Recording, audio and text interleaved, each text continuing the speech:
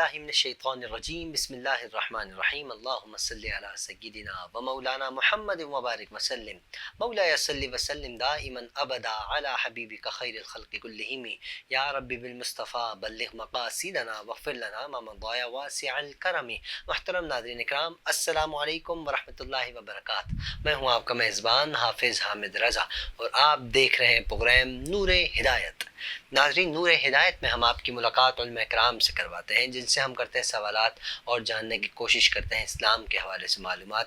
آج کے ہمارے معزز مہمان بہت خوبصورت انداز میں گفتگو فرماتے ہیں، پہلے بھی نور ہدایت کا حصہ بن چکے ہیں، نور ہدایت پروگرام کو رونق بخش چکے ہیں۔ میری مراد محترم المقام جناب حضرت علامہ محبوب قادری صاحب ہمارے ساتھ موجود ہیں۔ السلام علیکم علامہ صاحب۔ السلام ورحمۃ اللہ، کیسے ہیں؟ الحمدللہ حضرت، آپ خیریت سے ہیں؟ حضرت ماشاءاللہ آج یہ میچنگ والا سلسلہ ہے، امامہ شریف بھی، وائٹ کلر بھی۔ اچھا حضرت، یہ وائٹ کلر سنت ہے کیا پہننا، اور وائٹ امامہ شریف بھی سنت ہے، آپ کیا فرماتے ہیں اس پر؟ بسم اللہ الرحمن الرحیم۔ آپ نے جس طرح وائٹ کی بات کری، میچنگ کی، میں اپنی ویسی بات کروں تو مجھے اپنے ذاتی طور پہ وائٹ لباس زیادہ پسند ہے، اور میں اپنے معمولات کے اندر بھی، میں اگر ویسی تحصیل نعمت کے لیے بتا رہا ہوں یہ بات، کہ میں جب کپڑے وغیرہ بھی لینے جاتا ہوں تو میری عادت ہوتی ہے کہ میں ایک وائٹ سوٹ ضرور لیتا ہوں، یعنی اگر کسی کلر کے لیے تو ایک وائٹ سوٹ میرا ضرور ہوتا ہے۔ اور نبی کریم علیہ الصلوۃ والسلام کی سادگی پسند ہے، اور وائٹ لباس بھی حضور علیہ الصلوۃ والسلام کو بڑا پسند تھا اور حضور پہنا کرتے تھے۔ اور اسی طرح امام شریف کے حوالے سے اگر ہم آئیں تو شاہ عبد الحق محدث دہلوی علیہ رحمہ سے جو ہمیں روایت ملتی ہے، اس روایت میں نبی کریم صلی اللہ تعالیٰ علیہ وسلم سے تقریباً 7 رنگ کے امامے ثابت ہیں جو نبی کریم علیہ الصلوۃ والسلام نے باندھے ہیں۔ لیکن اگر ہم حضور علیہ الصلوۃ والسلام کی زندگی کے اعتبار سے دیکھیں تو حضور نے جو سب سے زیادہ باندھا ہے اور جو سب سے زیادہ پسند فرماتے تھے وہ آپ وائٹ اور بلیک امامہ تھا، جو نبی کریم، جو کالا امامہ ہوتا ہے، نبی کریم علیہ الصلوۃ والسلام اپنی زندگی میں اس کو بہت زیادہ استعمال کیا کرتے تھے۔ یہ تو ایک سوال سے جواب سے سوال نکل گیا کہ کالا امامہ شریف تو سرکار کی سنت ہے، لیکن اکثر اوقات ہم نے دیکھا ہے لوگ بلیک ڈریس پہنے ہوتے ہیں تو اس میں لوگ کہتے ہیں یار بلیک قمیص پہنو لیکن بلیک شلوار نہ پہننا، اس کو کعبۃ اللہ کے غلاف سے تشبیہ دے رہے ہوتے ہیں لوگ۔ اس حوالے سے علماء اکرام کیا فرماتے ہیں؟ جس طرح آپ نے بات کی ہے کہ کالے لباس کے حوالے سے، کہ کالا لباس لوگ عموماً پہنتے ہیں، تو اس کی طرف میں آپ کو ایک اور طرف بھی ایک اشارہ دوں گا۔ آپ ماشاءاللہ بیٹھے ہیں کہ بعض لوگ، ہمارے یہاں یہ ہوتا ہے کہ جب ہم پورا کالا لباس پہنتے ہیں تو وہ ایک خاص جو ہے گروہ کی طرف لوگ نسبت کر دیتے ہیں، تو کچھ لوگ تو اس وجہ سے منع کرتے ہیں۔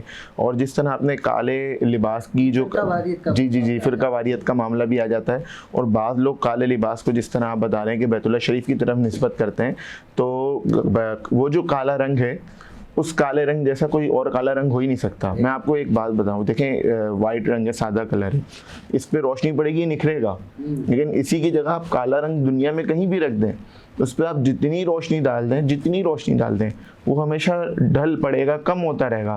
لیکن کعبۃ اللہ شریف پر جو کالا رنگ چڑھا ہے، اس کالے رنگ کی کیا بات ہے کہ اس پہ جتنی روشنی پڑتی ہے وہ اتنا نکھر کر باہر آتا ہے، روشنی خوبصورت ہوتی ہے۔ اور میں آپ کو بتاؤں، میں نے ایک جگہ پڑھا کہ کعبۃ اللہ شریف کو جو دیکھتا رہے تو اللہ تبارک و تعالیٰ کعبۃ اللہ شریف کو صرف دیکھنے کی برکت سے نظروں کو تیز کر دیتا ہے۔ اس کو دیکھنا بھی عبادت ہے، کعبہ ایک ایسی عبادت ہے جس کو دیکھنا، صرف دیکھنا، آپ کچھ بھی نہیں کر رہے، ٹک ٹکی باندھ کے دیکھے جا رہے ہیں، وہ دیکھنا بھی عبادت ہے۔ اور اس کالے رنگ سے جو ہے وہ اگر لوگ نسبت کرتے ہیں تو وہ ایک ادب کا معاملہ ہے۔ اگر کوئی شخص ادب کے تقاضے کے مطابق کہ بھئی کعبۃ اللہ شریف ایک عظمت والا گھر ہے، اللہ تبارک و تعالیٰ کی ایک اس میں نشانیاں ہیں کئی ساری، اللہ تبارک و تعالیٰ نے اس گھر کو تعمیر فرمایا انبیاء کے ذریعے، تو وہ ایک ادب کے تقاضوں کے مطابق اگر کوئی پہن بھی لیتا ہے کالا پورا لباس، اس میں کوئی حرج نہیں ہے۔ اسی طرح پھر اگر ہم گنبد خضرا کے کلر کی بات کریں، گرین کلر، تو اکثر اوقات اسپیشلی 14 اگست کے دن میں اور اس کے علاوہ 27 رمضان جب ہمیں پاکستان ملا، اس طرح پاکستان ڈے کے حوالے سے لوگ گرین لباس پہنے ہوتے ہیں، تو ہم ان کو غلط نہیں کہہ سکتے کیونکہ وہ گنبد ناؤز باللہ گنبد خضرا کا تصور رکھتے ہیں۔ وہ جو وائٹ اور گرین کا کمبینیشن کرتے ہیں نا، وہ پاکستانی جھنڈے کے بالکل، پاکستانی جھنڈا بھی ہمارے لیے معتبر ہے، ہمارے لیے معتبر ہے۔ اچھا، ایک اور بات میں آپ کو بتاؤں، ویسے ان لباس سے بچنا ہی چاہیے، سادے میں ایک عافیت بھی ہے اور انسان کی خوبصورتی بھی نکھر کر آتی ہے، پہلی بات یہ۔ اور پھر دوسری بات، اگر ہم گنبد خضرا کی بات کریں تو گنبد خضرا کا تو کچھ ترکیوں کے زمانے تک کلر بھی کچھ اور ہوتا تھا، تو گنبد خضرا جو ہے وہ ہم جو خضرا کی طرف نسبت کریں ہرے رنگ کو کہتے ہیں، تو اس سے پہلے تو اس کا کلر کچھ اور تھا، تو اس طرح اگر ہم یہ دیکھیں گے ایک ادب کے معاملات ہوتے ہیں، لوگ اگر اس سے بچتے ہیں تو وہ ادب کو دیکھتے ہوئے اس سے بچ رہے ہوتے ہیں، لیکن اگر کوئی شخص اگر اس کی نیت یہ نہیں ہے اور وہ کر رہا ہے تو ہمیں یہ چاہیے کہ ہم اس کو طریقے سے ٹیک اوور کریں۔ اب ہمارے علماء کرتے کیا ہیں کہ بعض دفعہ ہمارے علماء یا ہمارے کم علم لوگ ان کو اس چیزوں کے اوپر اتنی سخت شدت اختیار کر جاتے ہیں کہ لوگ پھر دین سے بزن ہونا شروع کر دیتے ہیں۔ وہ سمجھتے ہیں کہ یار یہ پتہ نہیں دین میں کوئی اتنا مشکل بناتے جا رہے ہیں۔ تو دوستو دین اتنا مشکل نہیں ہے حامد بھائی، دین بہت آسان ہے۔ بس ہوتا کیا ہے کہ کچھ چیزیں ہوتی ہیں اگر ان کو آپ طریقے سے سمجھا دیں گے نا کہ بھائی دیکھو اس چیز کا اس طرح یہ ادب ہے اور اس اعتبار سے ہم اس چیز کو نہیں کر رہے، تو شاید وہ اگلی مرتبہ خود احتیاط کرے گا۔ لیکن ہمارے لوگ کیا کرتے ہیں، ہمارے لوگ اس طرح سمجھاتے ہیں یا اس طرح شدت اختیار کر جاتے ہیں کہ سامنے والا دین سے ہی جو ہے وہ بزن ہو جاتا ہے۔ بالکل، اور یہ اچھی بات نہیں ہے۔ ہمیں سرکار دو عالم صلی اللہ علیہ وسلم کا تو یہی فرمان ہے کہ اس انداز میں تبلیغ کریں، اس انداز میں اسلام پھیلائیں کہ سامنے والے کو تکلیف نہ ہو، دل آزاری نہ ہو۔ آپ تو دل آزاری کی بات کریں، میں آپ کو بتاؤں کہ دین کا ہی اگر ہم دیکھیں، دین کی تبلیغ کے اعتبار سے یا دین کے اعتبار سے، نبی کریم علیہ السلام نے فرمایا کہ سب سے آسان دین اسلام ہے۔ دین تو ہے ہی آسان، پھر ہمارے کو باقاعدہ سب سے اچھا بھی اور آسان دین ہی دین اسلام ہے۔ اب ہمارے ساتھ کیا ہوتا ہے، ہمارے ساتھ بعض دفعہ لوگ اس طرح دین کے معاملات پیش کر دیتے ہیں کہ لوگ پتہ نہیں کیا سمجھتے کہ دین کتنا مشکل ہے اور اس پر چلنا بڑا مشکل کام ہے، لیکن حقیقت حال یہ ہے حامد بھائی دین بہت آسان ہے۔ بس ہم نے اپنے زندگی کے اعتبار سے، اصل میں ہوتا کیا ہے، ہم جو دین کے رولس ریگولیشن کو سمجھ رہے ہوتے ہیں، ہم سمجھ رہے ہوتے ہیں جس طرح ایک زندگی کے دنیاوی رولس ریگولیشن ہوتے ہیں ایسی دین کے ہوں گے، لیکن دین کے رولس اور ریگولیشن جو بھی ہوں گے وہ ہمیشہ قرآن، سنت اور احادیث مبارکہ کی روشنی میں ہوں گے۔ تو اسی اعتبار سے ہمیشہ پرکھا اور دیکھا جائے گا۔ اور ناظرین دیکھیں، جب علماء کرام کی صحبت ہوتی ہے تو آپ کے ذہن میں جیسے بھی سوال ہو آپ کر بیٹھتے ہیں، اس یقین کے ساتھ کرتے ہیں کہ سوال کرنا ہمارا کام ہے، جواب دینا علماء کرام کا کام، اور علماء کرام پراپر عالم ہو تب سوال کریں۔ اگر عالم نہیں ہے تو سوال کرنا فضول ہے، کیونکہ وہی علامہ صاحب والی بات ہے۔ اب جو سوال میں نے حضرت سے کیے، یہ پراپر عالم ہے نا، پراپر جواب ملا ہے، وہ جواب ملا ہے کہ جس میں آپ خوشی کے ساتھ مسکرا کر کہہ سکتے ہیں یار کمال، ماشاءاللہ، سبحان اللہ۔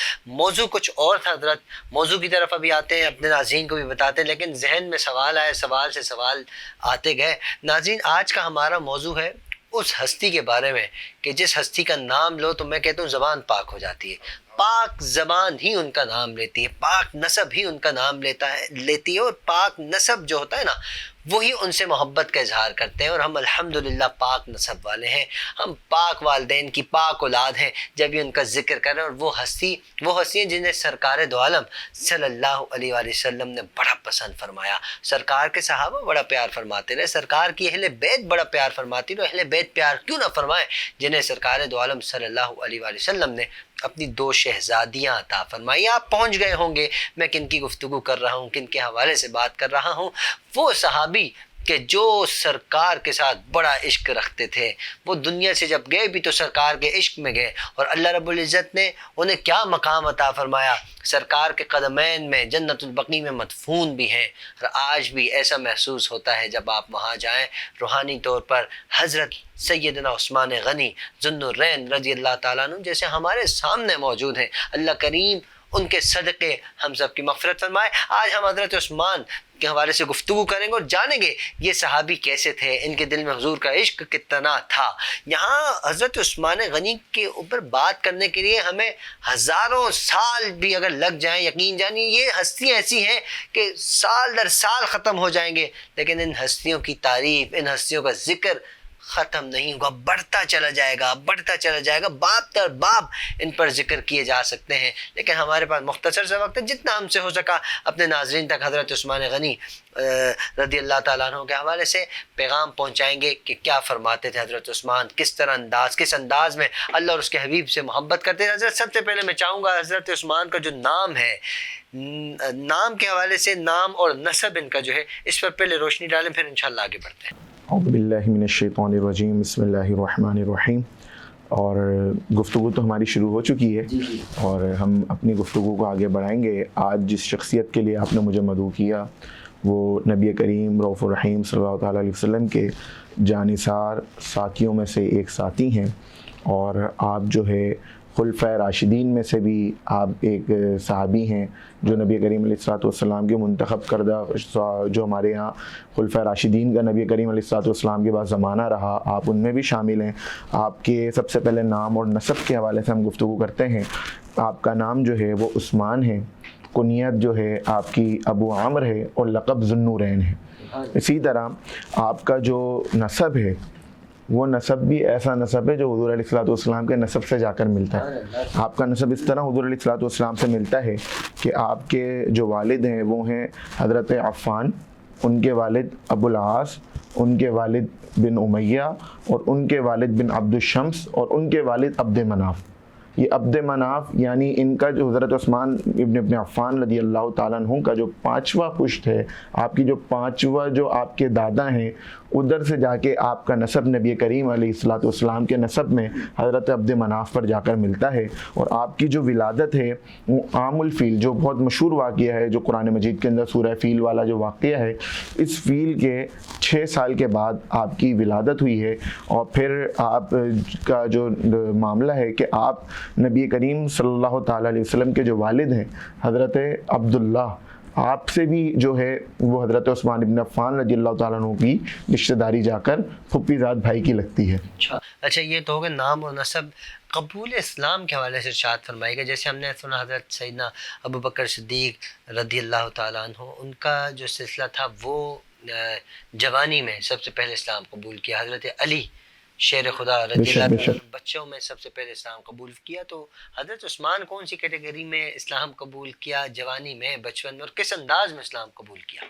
دیکھیں، عام الفیل کے 6 سال کے بعد اگر ہم ولادت کا رکھیں تو نبی کریم صلی اللہ تعالیٰ علیہ وسلم کی زندگی سے آپ کی عمر دیکھیں تو تقریباً 5-6 سال کے عرصے کی نظر آتی ہے، کیونکہ حضور علیہ الصلوۃ والسلام کی بھی ولادت اسی عام الفیل والے سال کے اندر ہوئی۔ جو ہم بات کرتے ہیں کہ واقعہ فیل کے جو ہے وہ کئی دن کے بعد نبی کریم صلی اللہ تعالیٰ علیہ وسلم کی ولادت ہوئی، تو اس اعتبار سے حضرت عثمان جو ہیں حضور علیہ الصلوۃ والسلام سے 6 سال چھوٹے ہیں۔ نبی کریم صلی اللہ تعالیٰ علیہ وسلم نے جو اعلان نبوت فرمایا تو اس کے 3 دور ہمارے علماء بیان کرتے ہیں۔ اعلان نبوت کے 3 دور ہیں۔ نبی کریم علیہ الصلوۃ والسلام کے جو پہلا اعلان نبوت کا دور ہے وہ تقریباً 2 سے 3 سال کا عرصہ ہے، جس میں نبی کریم علیہ الصلوۃ والسلام نے پوشیدہ لوگوں کو چھپ چھپ کر دعوت دی ہے۔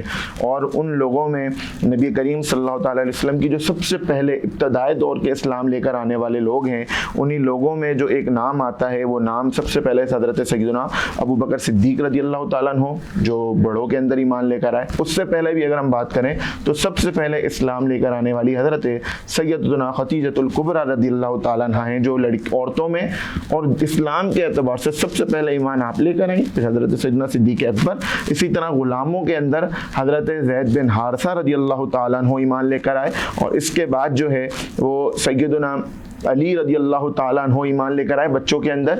اسی طرح مورخین لکھتے ہیں کہ جو ابتدائی اسلام لے کر آنے والے ہیں، ان 3 یا 4 لوگوں کے بعد حضرت عثمان ابن عفان رضی اللہ تعالیٰ عنہ بھی جو ہیں وہ ابتدائی دور کے اندر ایمان لے کر آنے والے ہیں۔ اور اسی حوالے سے میں آپ کو ایک روایت بھی کرتا ہوں کہ آپ جو ایمان لے کر آئے تو آپ جیسے ہی ایمان لے کر آئے تو ایک روایت ہے جو ابن سعد رحمہ اللہ یہ روایت کرتے ہیں، کن سے؟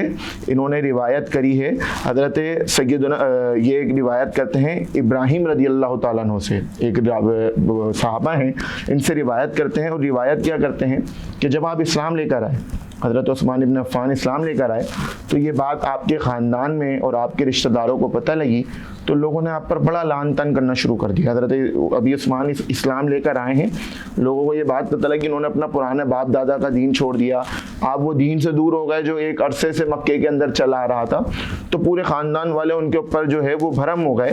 تو اسی میں ان کے چچا ہیں جن کا نام ہے حکم بن العاص، انہوں نے حضرت عثمان کو لیا اور حضرت عثمان کو لے کر اپنے گھر کے اندر ایک جگہ پہ باندھ دیا رسی سے، اور باندھنے کے بعد آپ کو مارنا شروع کر دیا، آپ کے اوپر ظلم و ستم کے پہاڑ ڈھانا شروع کر دیے، اور اس نے ظلم و ستم کے پہاڑ ڈھائے۔ لیکن قربان جائیے، یہ نبی کریم علیہ الصلوۃ والسلام کے وہ ابتدائی ساتھی تھے کہ جن کے اوپر صرف ظلم نہیں ڈھائے گئے بلکہ ظلموں کے پہاڑ ڈھائے گئے۔ میں آپ کو جو جملہ استعمال کروں اس پہ غور کریے گا، لیکن اس کے باوجود قربان جائیے کہ ان کی زبان سے پھر بھی اگر کوئی لفظ جاری ہوتا تھا تو وہ کیا جاری ہوتا تھا؟ یہ پھر بھی کہتے تھے واللہ لأدعانہ माअहू अबदन वला उफारिकुहू, कि खुदाए अज़्ज़ा वजल की कसम, जो मज़हब दीन हमने इख्तियार कर लिया है, जो दीन हम जिस दीन के साथ हम शामिल हो चुके हैं, इस दीन को हम कभी नहीं छोड़ेंगे और न कभी इसकी दौलत से दस्तबरदार हो सकते हैं।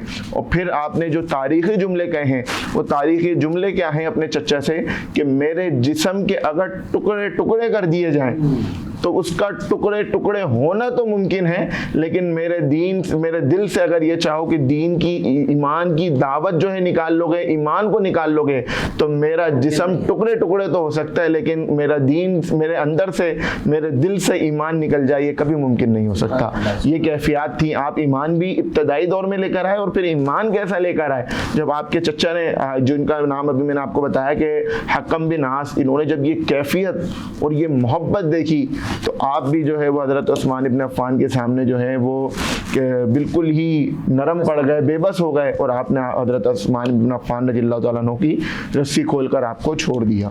ये कैफियत भी थी और ये जज्बा भी था, और ये इस्लाम से और सरकार दो आलम सल्लल्लाहु अलैहि वसल्लम से एक मोहब्बत थी। नाज़रीन, यही तो है सहाबा कराम के जिन्होंने इतने कठिन मरहले में दीन इस्लाम कबूल कर, उसके बाद फिर उस पर डटे रहे, बड़ी मुश्किलात सही। अगर हम आज के दिन को, आज के दौर को, आज हम अपने आप को अगर उस मकाम पर लेकर जाएं, तो हम नामुमकिन सी बात लगती है हमारे लिए, क्योंकि हमारा ईमान बड़ा कमज़ोर है, उनका ईमान बड़ा मजबूत था। ये सारी ईमान की करामतें हैं, ये ईमान के कमालात हैं जो सहाबा कराम रिज़वानुल्लाह अलैहिम अजमईन के ऊपर अल्लाह रब्बुल इज़्ज़त का करम था, सरकार की नज़र इनायत थी। अच्छा हज़रत, अगर हम बात करें उनकी सखावत की, तो बड़े मशहूर हैं सहाबा कराम में, हर सहाबी को, जैसे हज़रत अली शेर खुदा, हज़रत उस्मान गनी, हज़रत उमर फ़ारूक की भी अदालत और उसके अलावा शुजाअत का एक सिलसिला रहा, और सैयदना सिद्दीक़ अकबर, वो तो सरकार के यार गार भी हैं, यार मज़ार भी हैं, उनका भी एक ताल्लुक़ रहा। लेकिन हज़रत उस्मान गनी के हवाले से सुना है कि उलमा इकराम फरमाते हैं, रिवायत करते हैं कि वो सखावत में बड़े आगे आगे हुआ करते थे, सही थे। क्या फरमाते हैं आप? मैं इस पर थोड़ी सी एक गुफ्तगू पहले करूँगा 2-4 मिनट की, फिर मैं इस तरफ आऊँगा। मैं अक्सर एक बात सोचता हूँ कि नबी करीम अलैहिस्सलातु वस्सलाम, जिसे हम कहते हैं ना, कुरान को अगर देखना है और कुरान को अगर समझना है, तो उसके लिए हमारे लिए सबसे ज़्यादा ज़रूरी है वो है नबी करीम अलैहिस्सलातु वस्सलाम की सीरत मुबारक, यानी कुरान की एक एक आयत को देखते जाएँ और ऐसा लगता है अल्लाह तबारक व तआला अपने महबूब की शान बयान कर रहा है। और मैं कहता हूँ जो हुज़ूर अलैहिस्सलातु वस्सलाम से ये जो शान है, हुज़ूर ने जो मुंतकिल करी है, तो अपना एक एक वस्फ़ जो है, जिस तरह दीगर अंबिया किराम को अल्लाह तबारक व तआला ने किसी को जो है वो एक वस्फ़ दिया, किसी को अपना खलील बनाया, किसी को अपना जो है वो किसी हज़रत आदम अलैहिस्सलातु वस्सलाम को, इसी तरह दीगर अंबिया को किसी को नूहुल्लाह बनाया, किसी को खलीलुल्लाह बनाया। इस तरह अल्लाह तबारक व तआला ने अपने अंबिया को एक एक वस्फ़ अता किए। लेकिन इन तमाम वस्फ़ का जो मजमू है वो कौन है? हमारे प्यारे आका मोहम्मद रसूलुल्लाह सल्लल्लाहु अलैहि वसल्लम। लेकिन आपसे जो ये मुंतकिल हुए, तो मैं अक्सर ये कहता हूँ और मैं ये समझता हूँ कि आपने अपने सहाबा में अपना एक एक वस्फ़ मुंतकिल कर दिया। किस तरह मुंतकिल किया कि हुज़ूर अलैहिस्सलातु वस्सलाम की सदाकत और फरासत देखनी हो तो आप सिद्दीक़ अकबर की तरफ देखें। आपको नबी करीम अलैहिस्सलातु वस्सलाम की वो क्या कहते हैं अदल देखना हो तो हज़रत उमर की तरफ आप देखें। आपको नबी करीम अलैहिस्सलातु वस्सलाम की सखावत देखनी हो तो हज़रत उस्मान, आपको नबी करीम अलैहिस्सलातु वस्सलाम की शुजाअत देखनी है तो आप हज़रत अली को देख लें। तो ये हुज़ूर अलैहिस्सलातु वस्सलाम ने अपने एक एक वस्फ़ अपने एक एक सहाबा में मुंतकिल करे। अगर आपने हुज़ूर पाक सल्लल्लाहु अलैहि वसल्लम की शबी देखती है, हज़रत इमाम हसन को देख लें। हाँ, सुभान अल्लाह। तो ये मुंतकिल करे ना, तो ये कैफियत थी। अच्छा, इधर मैं आपको बताता चलूँ, हज़रत उस्मान इब्न अफ़्फ़ान रज़ियल्लाहु ताला अन्हु, आप बड़े ही सख़ी थे। आप इतने सख़ी थे कि आपकी सखावत का मामला ये है कि एक वाक़या है जो हज़रत अब्दुर्रहमान बिन समरा हज़रत इस्माइल हक्की रहमहुल्लाह फरमाते हैं। हज़रत इस्माइल हक्की रहमहुल्लाह ये क्या फरमाते हैं कि मदीनतुल मुनव्वरा के अंदर एक मुनाफिक रहता था, और उसका निफाक अभी तक ज़ाहिर तो नहीं हुआ था, लेकिन था मुनाफिक। कैफियत ये थी कि उसके घर में एक पेड़ लगा हुआ था, और उस पेड़ का जो झुकाव था वो उसके बराबर में पड़ोस में एक अंसार साहबी थे, पूरा का पूरा झुकाव उनके घर की तरफ था। और इसमें इस तरह हुआ कि नबी करीम सल्लल्लाहु अलैहि वसल्लम के पास वो अंसार सहाबा है और आगा कहने लगे कि या रसूलल्लाह, उसका पेड़ का जो पूरा झुकाव है वो मेरे घर पे, और उनके सारे जो फल आते हैं वो मेरे घर पे गिर जाते हैं। تو آپ ایک کام کریے کہ ان کو کہیے کہ یہ درخت جو ہے وہ مجھے بیچ دیں، تاکہ میرے گھر پہ اگر اس کے فروٹ گرتے بھی ہیں، اس کے پھل گرتے بھی ہیں، تو مجھ سے فائدہ اٹھاتا رہوں۔ تو نبی کریم صلی اللہ تعالی علیہ وسلم نے اس منافق سے کہا کہ تم یہ درخت بیچ دو، اگر تم اس درخت کو فروخت کر دو گے تو اللہ تبارک و تعالیٰ تمہیں جنت میں درخت عطا فرمائے گا۔ لیکن وہ منافق تھا، لیکن ابھی منافق کی آیتیں اور ان کا نفاق ابھی ظاہر نہیں ہوا، تو وہ ظاہر نہیں کر رہا تھا، اس نے بیچنے سے منع کر دیا۔ یہ بات حضرت عثمان ابن عفان رضی اللہ تعالیٰ عنہ کو پتہ لگی۔ جب آپ کو یہ بات پتہ لگی کہ حضور علیہ الصلوۃ والسلام نے اس طرح کہا تھا اور اس نے بات بیچنے سے انکار کر دیا، اب قربان جائیے سیدنا عثمان ابن عفان رضی اللہ تعالیٰ عنہ کی سخاوت پر۔ آپ نے وہ ایک درخت اپنا پورا باغ بیچ کر خرید لیا۔ اللہ تبارک و تعالیٰ کو یہ ادا اتنی پسند آئی کہ اللہ تبارک و تعالیٰ نے قرآن مجید کے اندر ارشاد فرمایا، کیا ارشاد فرمایا؟ سَيَذَّكَّرُ مَن يَخْشَىٰ وَيَتَجَنَّبُهَا الْأَشْقَىٰ الَّذِي يَصْلَى النَّارَ الْكُبْرىٰ۔ یہ آپ کی جو ہے سخاوت کا عالم ہے کہ آپ یہاں سخاوت کر رہے ہیں اور اللہ تبارک و تعالیٰ آپ کا ذکر جو ہے وہ قرآن مجید کے اندر ارشاد فرما رہا ہے۔ تو یہ آپ کی سخاوت تھی۔ پروگرام کا وقت اختتام کی جانب ہے۔ میں چاہوں گا ہم اس پروگرام کو کنٹینیو کریں گے، یہیں سے حضرت عثمان غنی کی سخاوت سے ہی ہم آئیں گے اگر آپ کی اجازت ہو تو، کیونکہ ہمارے پروگرام کا وقت اختتام کی جانب ہے۔ آپ کا بہت بہت شکریہ۔ اگلے پروگرام میں انشاءاللہ آپ سے ملاقات ہوگی۔ ناظرین، آپ سے گزارش ہے اپنے اہل ویال، اپنے پڑوسی، اپنے رشتہ دار سب کا خیال رکھیے اور ہم سب کو اپنی خصوصی دعاؤں میں یاد رکھیے۔ السلام علیکم ورحمۃ اللہ وبرکاتہ۔